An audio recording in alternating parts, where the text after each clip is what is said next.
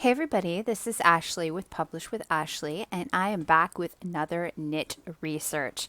So I have an awesome, actually two niches, or niches, however you want to say it, that I think are going to do really well for this summer, and then also just do, especially one of these I think is going to do really well if you start making books now for when back to school time hits, which starts sooner than you think. So people start buying stuff for back to school. I talked about composition notebooks in one of my niche research. So if you want to see more niches, check out my playlist. I have a playlist on hot niches, and I'll put a link to that just up here so you can check out that playlist.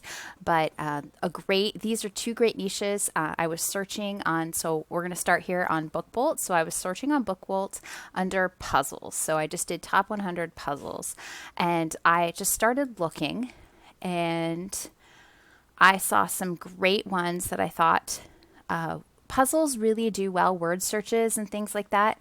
You can do Sudoku, all sorts of things, but I kind of like word searches because you can be pretty specific.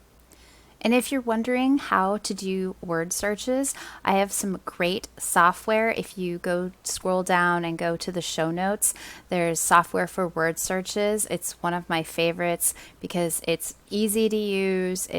It's very KDP friendly in the sense that they think of what the author was trying to do. There's also BookBolt. BookBolt here, I'm on BookBolt. I use BookBolt all the time to get good ideas.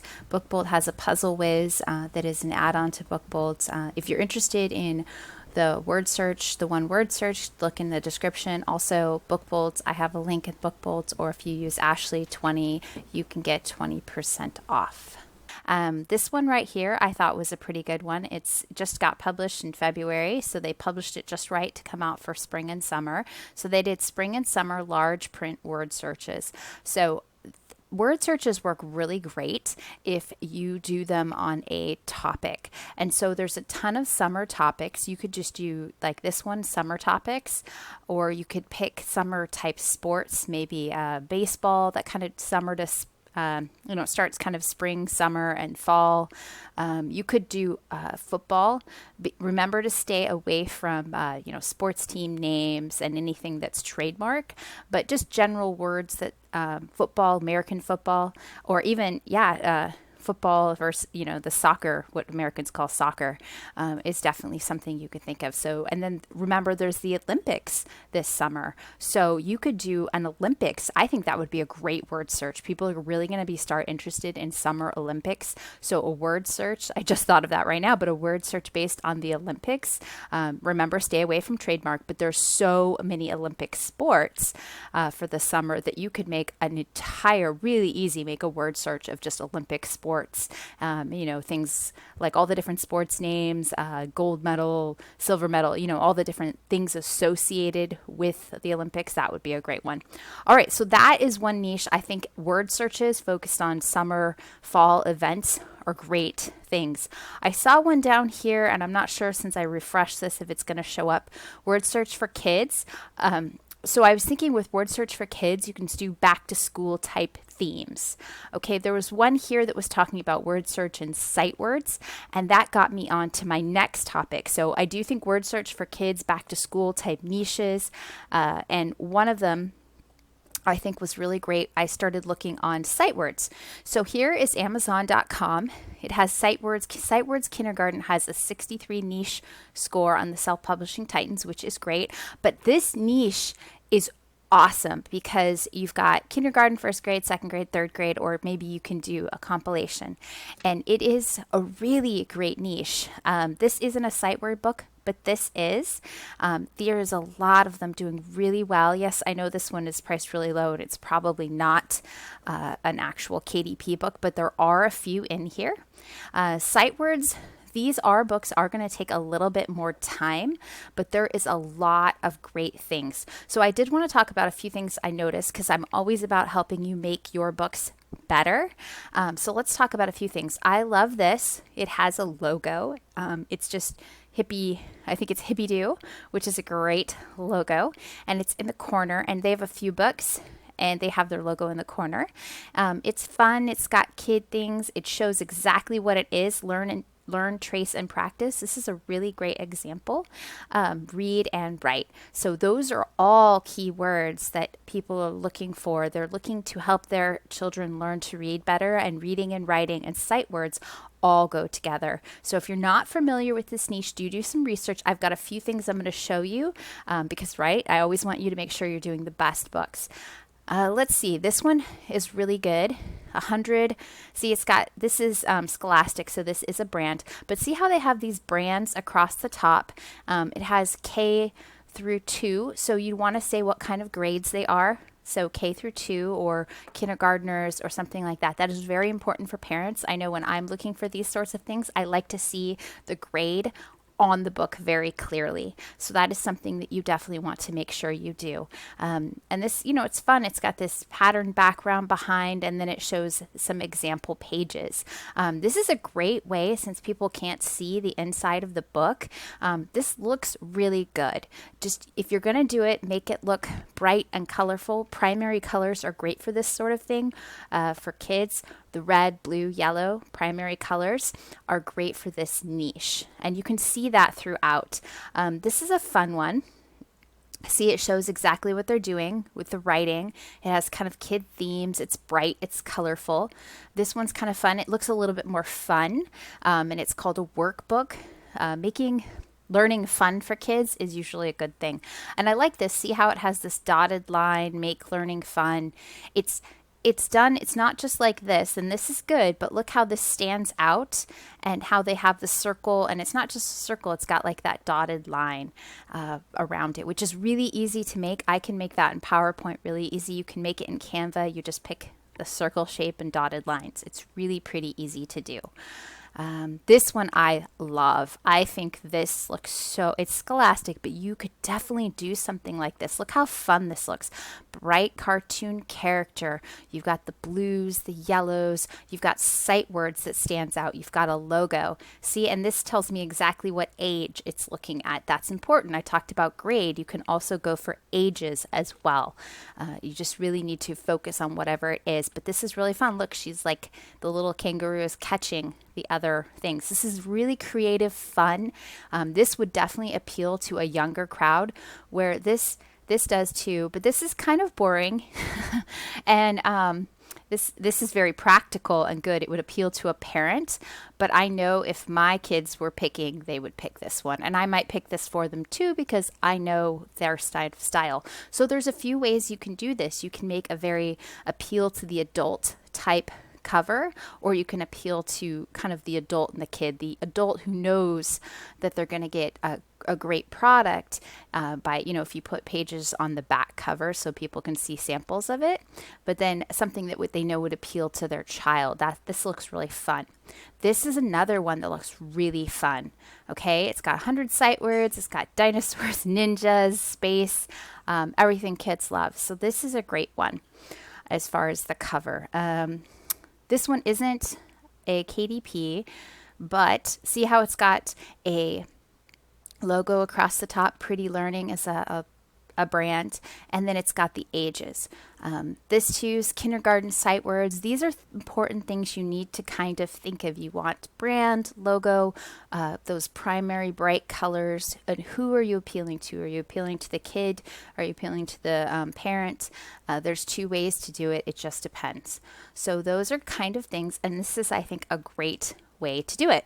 Okay, so I want to go through. If you don't know anything about sight words, then a great thing to do is to do a little bit of research on Google.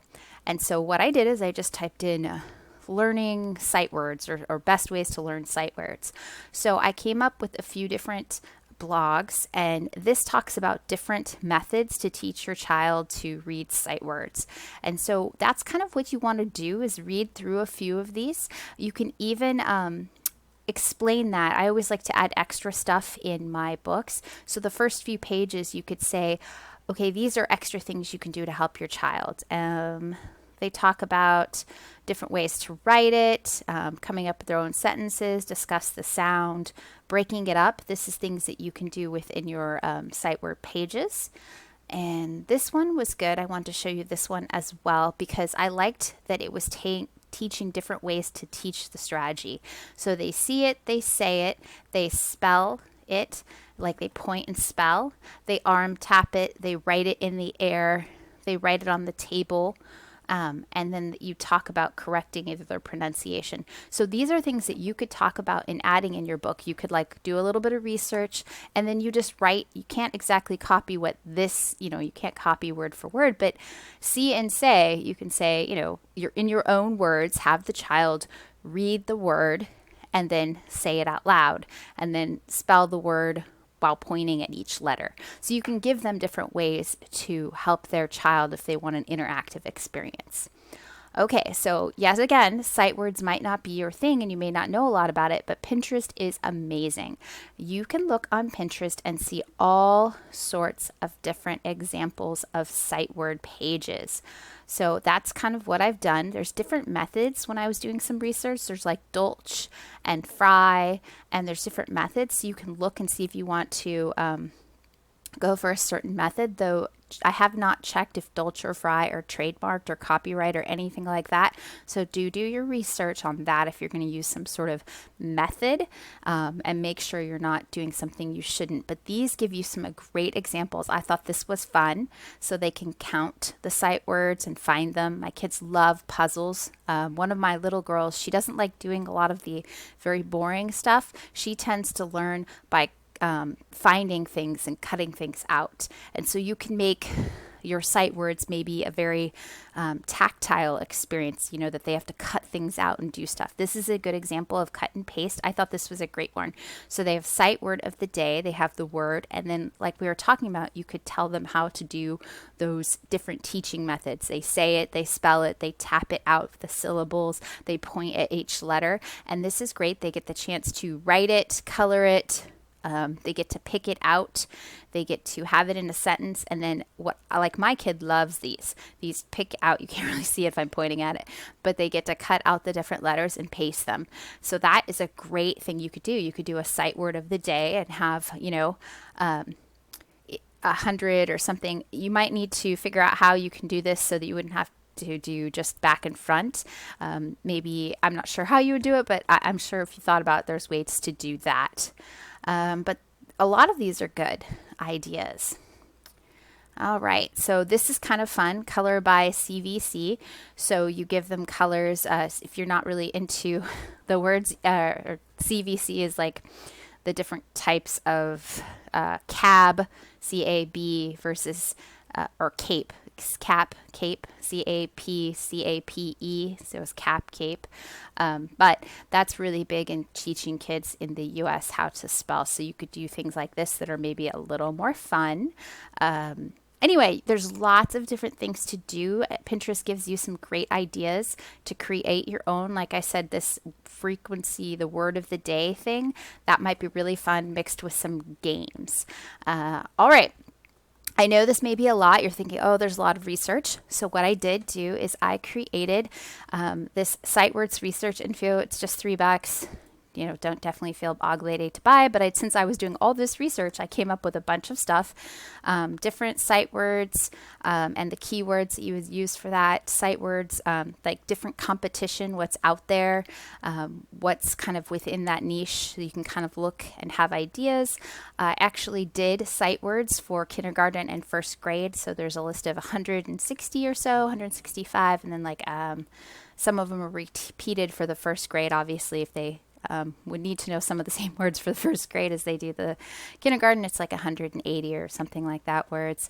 And then I did different AMS keyword things that you could use if you were going to advertise your book. So that's there and available. And I really just want you to know that there is a lot of really good niches out there. Some take a little bit more effort, but you can see looking on Amazon, some of these that are in the, like this one I know, but it's a read and write. It's like 17 in books.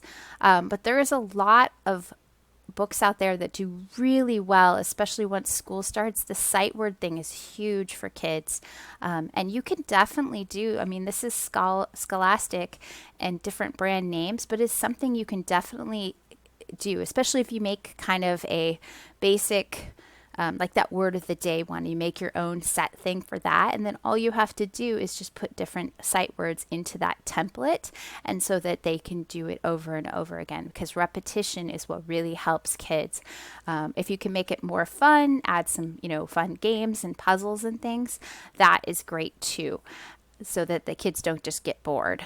But do what your research, but this is kind of a great niche. It really is a maybe harder to make book, or at least you spend more time on it, but I think you can really do well in it if you focus on a specific, kindergarten, first grade, and you try and make it fun for a kid, or you try and give the parent a little extra by telling them different ways that they can help their kids learn sight words, giving them ideas for different puzzles. There is a ton of ideas out there on Google. Like, you can just Google sight word games for kids, and then you can come up with a bunch of list of games, and then you can explain it to parents in your own words, right? No copying. But you can do that sort of thing to add extra value that is really not hard to do. And it really improves the professionalism of your book, and really you can kind of command a higher price point if you're offering kind of that extra value. As far as how much you would charge, there's everything from $5.99 to I've seen $12.99 selling really well. Some of the $12.99 ones are color, so you're probably going to stay away from color, and maybe so you're going to be maybe at this. I would say this is a good price point. The $7.98 is a pretty good price point. Maybe you want to start at $6.99 or something like that, but I think you can get away with this $7.98 price point, because you are competing against things like Scholastic that can offer them very, very cheaply because they print millions of them. So you want yours to kind of stand out. Like, I think this is really fun and stands out because it's got, this is cute, but this is, dinosaurs, ninjas, things is going to really capture the imagination of your boys who love dinosaurs, things like that. So you could do something similar to that, capture the imagination, and then charge $6.99, $7.99 for it. All right, I hope this was really helpful for you, and I hope you want to like and subscribe to my YouTube channel. Put the little bell so you can hear notifications of every time I have something. I'm either live on Wednesdays at noon, or I'll have a video out for you Wednesday at noon on Eastern time. So be sure and check in then. And I also do videos all the time, just kind of as I get time. So I'll see you in my next video.